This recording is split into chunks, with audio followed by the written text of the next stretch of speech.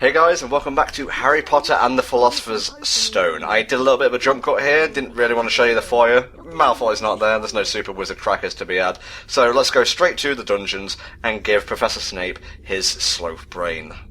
I have a feeling he'll be disappointed anyway. It turns out he didn't actually want to teach today, so he's been using this lame-ass excuse to avoid it.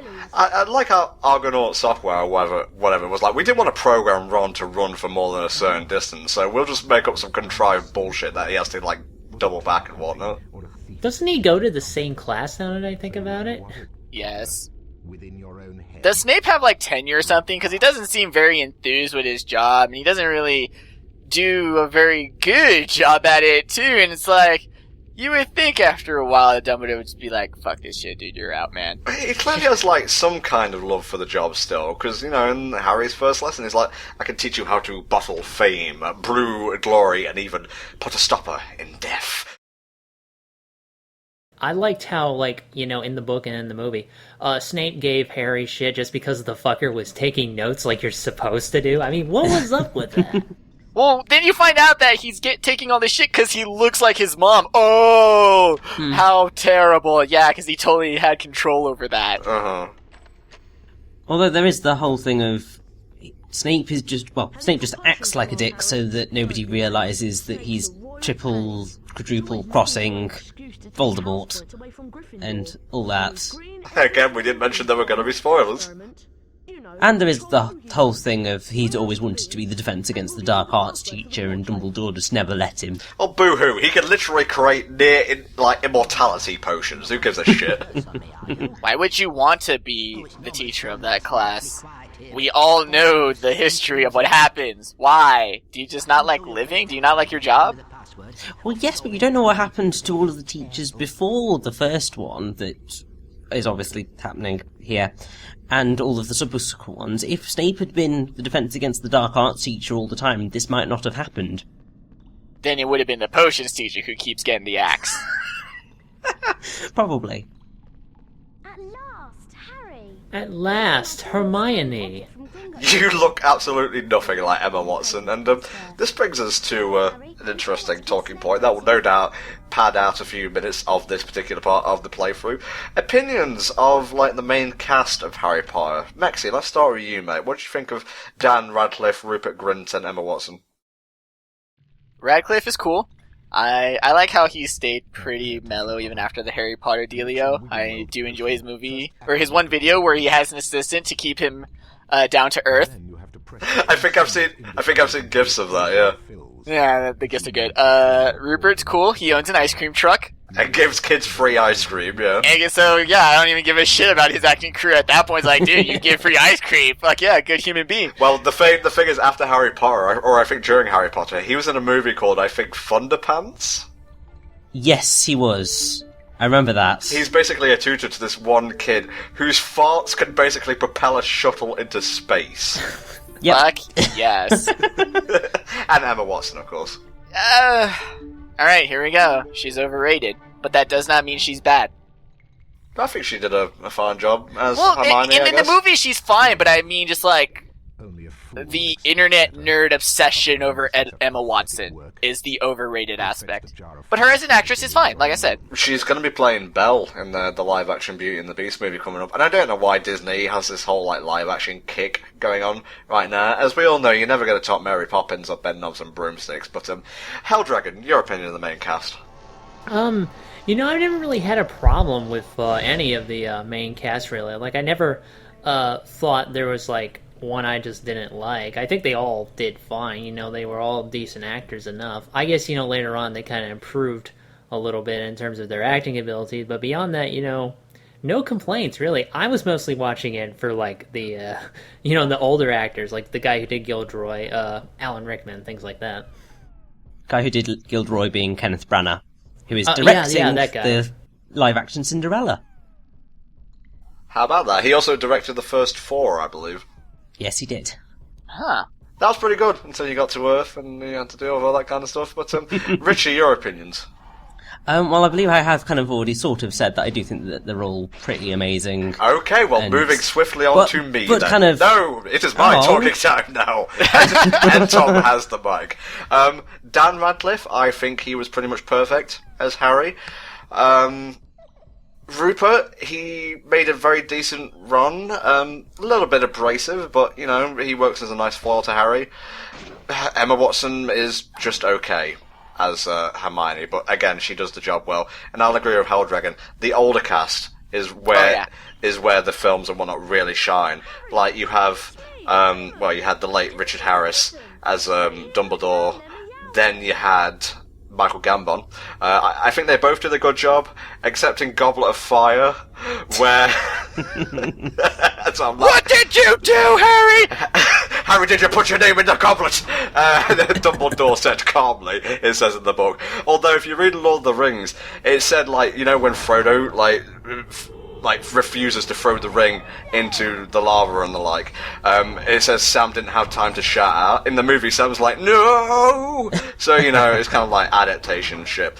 Alan Rickman, perfect. There are faults with the movies, but one thing it got almost universally right was casting, so... I know that a lot of people will complain, mostly with the Hermione casting, but it tends to be, like, super-duper nitpicky things, like, oh, she doesn't look exactly like that's what you think in your imagination, so you may want to stop getting angry about that. Yeah, because until, like, I think Goblet of Fire, she was kind of, like, I think Maxie said earlier, kind of homely, sort of.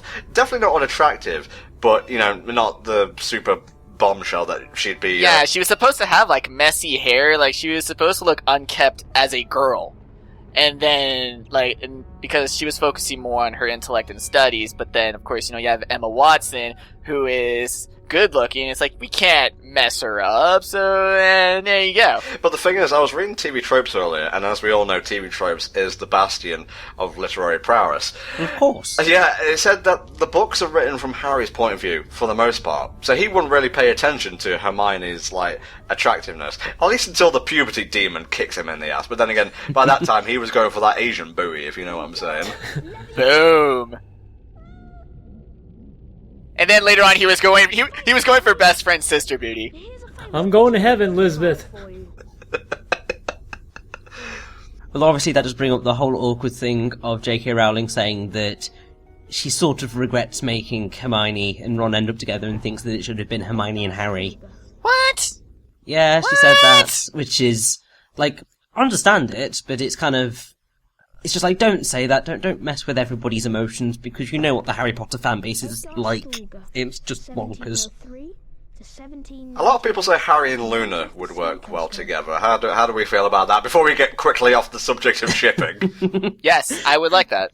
I would be okay with that, yeah. I think Luna's definitely would be an interesting change of pace compared to the expected Hermione thing, or Ginny, which I never really thought that had anything going, to be honest. So if he had hooked up with Luna, I would have been all for that, personally.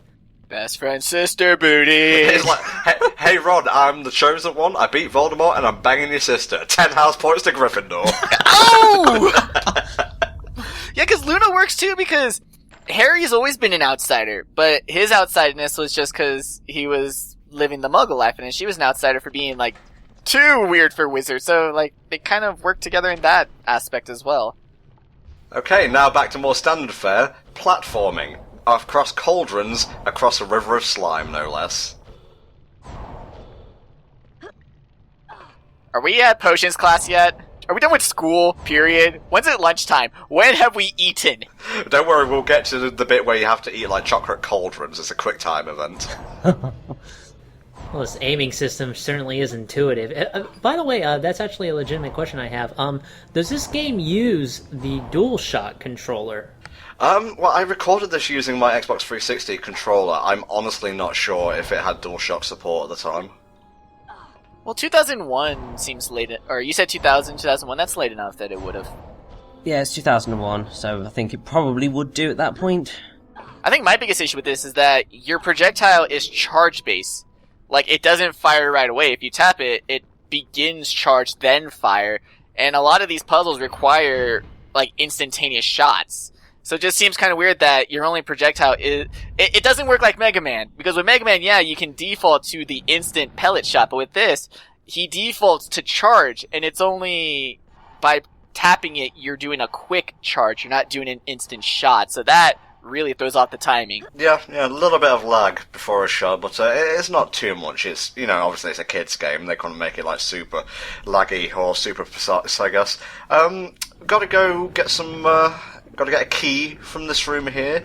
You got to levitate that cage onto the hay, and only the hay, because if you do it anywhere else, this troll is going to wake up. Make sure you collect the beans here. We're going to get troll bogey ones now. If you wake up the troll, he's going to comment on all your videos and downvote them all to oblivion. Can't have that, man.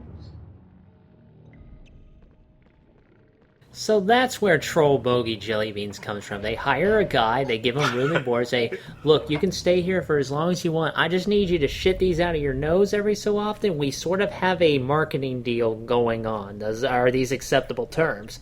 Oh, geez, he's like a Sloane Queen. Wimmy wham wham wazzle. Party on, Hogwarts students, party on. This is literally troll in the dungeon. Just what you want to know. I like how he whispered it, yeah. Yeah, nice little touch. We haven't seen that character Reggie just referenced, even though he's pretty plot important. That's very true. Well, we're getting to Quirrell, don't you worry about that. I did say this was heavily abridged. I mean, it is, but it's also, Harry Potter, the abridged series.